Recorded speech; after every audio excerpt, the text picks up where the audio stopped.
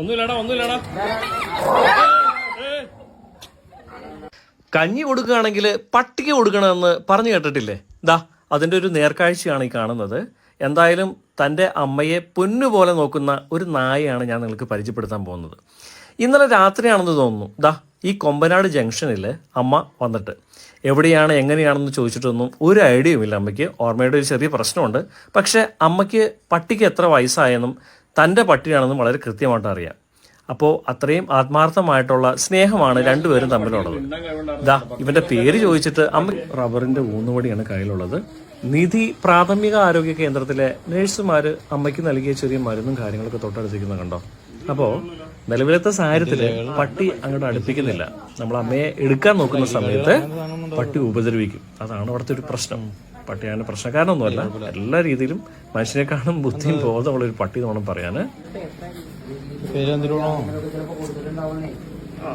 Pension കാശ് കിട്ടിയതായിരിക്കും. 5 തൊട്ട് ഒരു 5-6 പെൻഷൻ കാശ് കൊടുത്തായിരിക്കും. ഇത് പെൻഷൻ കാശ് കിട്ടിയതാണോ വല്ലുമ്മ? പട്ടിയുടെ പേരണ പട്ടിന്ന് വിളിക്കണേ. പക്ഷെ ഈ പട്ടീനെ വിളിച്ച മെഡിക്കൽ സ്റ്റോറിലെ ചേച്ചിയും എല്ലാം ചേർന്നിട്ട് അവരങ്ങനെ ദാ കണ്ടില്ലേ ഒരു നൈറ്റിയൊക്കെ വാങ്ങി ആ വല്യമ്മയെ ഉടുപ്പിക്കാൻ തീരുമാനിച്ചു. പട്ടിക്ക് ആ സമയത്തുള്ള പട്ടിയുടെ വെപ്രാളം കണ്ടോ. തൻ്റെ പ്രിയപ്പെട്ട അമ്മയെ അല്ലെങ്കിൽ തന്നെ പരിചരിക്കുന്ന തൻ്റെ ഓണറെ അവരെന്താണ് ചെയ്യാൻ പോകുന്നുള്ളൊരു ടെൻഷൻ പട്ടിയെ വല്ലാതെ ഭരിക്കുന്നുണ്ട്. പക്ഷേ മനുഷ്യരെക്കാളും എത്ര പക്വമായ രീതിയിലാണ് പട്ടിയുടെ ഓരോ പെരുമാറ്റവും രീതിയും കാര്യങ്ങളും എല്ലാം. ഉടുപ്പ്